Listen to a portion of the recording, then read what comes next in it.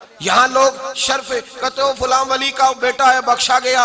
वो जी कुरान मजीद की आया है मुकद्दसा है, आया है मुकद्दसा है कि एक कौम जो थी वहां हजरत मूसा और जनाब खिज्र गए और जाकर के दीवार सीधी की। जब पूछा गया कि आपने दीवार क्यों सीधी की तो कहा वकाना अबूहुमा सालिहान, इनका बाप नेक था। इनका बाप, भाई ये इसमें शक नहीं कि नेक बाप की वजह से औलाद पर रहम होगा, लाजमी होगा, लेकिन वो रहम होगा, करम होगा, अल्लाह की तरफ से अता होगी, उन पर रहम होगा, उन्हें मनसब नहीं दिया जा रहा। यहाँ इस आया मुकद्दसा में ये नहीं फरमाया गया कि उनका बाप नेक था तो लिहाजा बेटा भी उस जगह पे खड़ा कर दिया जाएगा, ये नहीं फरमाया। फरमाया बच्चों पर अल्लाह बाप की बरकत से, आप कुरान मजीद पढ़िए पहला सिपारा, हजरत जनाब इब्राहिम अलैहिस्सलाम के बारे में अल्लाह फरमाते हैं वइज़ इब्तला इब्राहिम रब्बुहु बिकलिमातिन फअतम्महुन्ना, हमने इब्राहिम को कुछ बातों से आजमाया, वो पूरे उतरे। काला इन्नी जाइलुका लिन्नास इमामा, हमने कहा इब्राहिम हम आपको लोगों का इमाम बनाने वाले हैं। तो जनाब इब्राहिम कहने लगे काला व मिन ज़ुर्रियती, ए अल्लाह मेरी औलाद, मुझे तू इमाम बनाएगा तो मेरी औलाद। काला ला यनालु अहद ज़ालिमीन, कहा ए इब्राहिम मेरा वादा जालिमों को नहीं पहुंचता, जो तेरे तरीके पे होंगे वो इमाम ही बनेंगे, जो तेरे तरीके पे होंगे वो। और अगर कोई जुल्म करेगा, बीच में ज्यादती करेगा तो ना यनालु अहद ज़ालिमीन, मेरा वादा जालिमों को।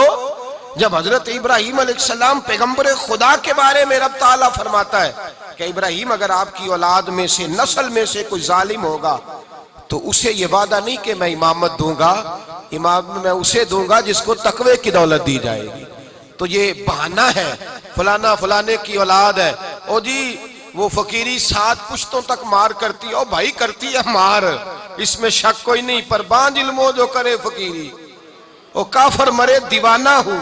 जो बड़े बाप का बेटा है उसको होना भी तो बड़ा चाहिए ना, जो बड़े बाप का बेटा है उसे होना भी, बोलिए उसे क्या होना चाहिए, उसे बड़ा होना चाहिए, बहुत बड़ा होना चाहिए। बड़े बाप के बेटे को बाप के किरदार का वारिस होना चाहिए, नजरियात का वारिस होना चाहिए, फकर का, दरवेशी का, इल्म का वारिस होना है। यहाँ लोगों ने बहाना बनाया, हीला किया, शर्फ निस्बत का। इमाम हसन और हुसैन से बड़ा बेटा तो कोई नहीं ना दुनिया में आएगा। और मेरे नबी पाक ने ये नहीं फरमाया कि वो जन्नती हैं, अल्लाहु अकबर, ये नहीं फरमाया जन्नती हैं, फरमाया जन्नतियों के सरदार हैं, जन्नती नहीं जन्नतियों के। अल हसन वल हुसैन सय्यदुश शुबाब अहलिल जन्ना, इमाम राजी को पढ़िए, साहिब अल बदाया वन निहाया को पढ़िए, साहिब तबकात को पढ़िए, साहिब उस्दुल गाबा, जितनी सहाबा के अहवाल पर मोतबर किताबें हैं पढ़िए। कहते हैं ये हसन और हुसैन जो मुस्तफ़ा के शहजादे थे ना, ये सारी सारी रात ही नमाज पढ़ते रहते थे, ये सारा सारा दिन ही रोजे रखते थे, ये गरीबों की मदद करते, लाचारों के काम आते, ये एक दूसरे का ख्याल करते। दोनों भाई, बहुत बड़ा नस्ब है ना, तेरी नस्ल पाक में है बच्चा बच्चा नूर का, और तू है ने नूर तेरा सब घराना। इमाम हसन और हुसैन से बड़ा शहजादा कौन होगा।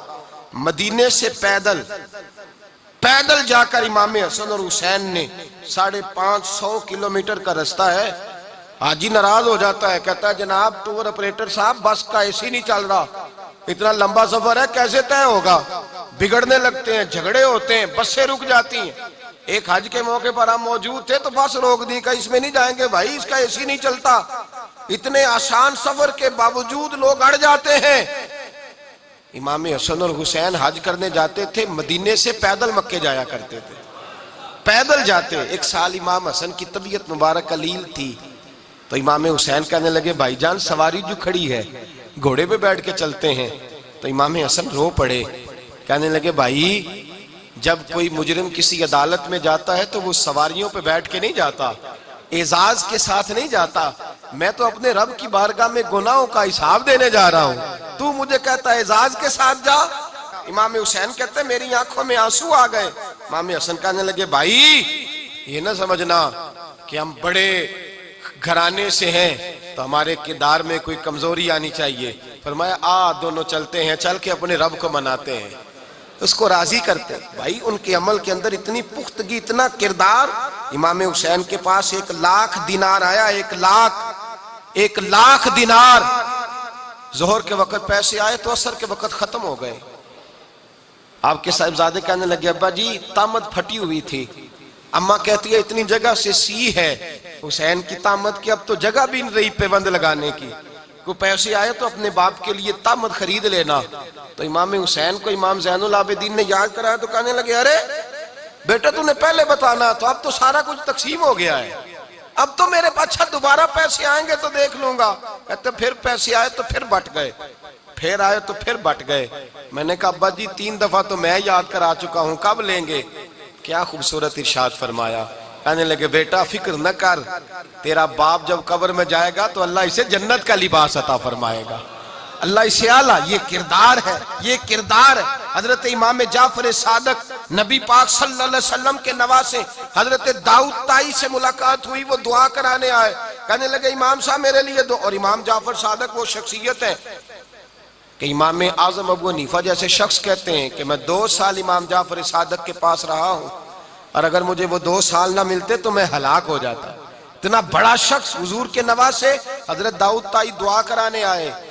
इमाम जाफर सादक कहने लगे मैं तेरे लिए दुआ करता हूं, तू मेरे लिए दुआ कर।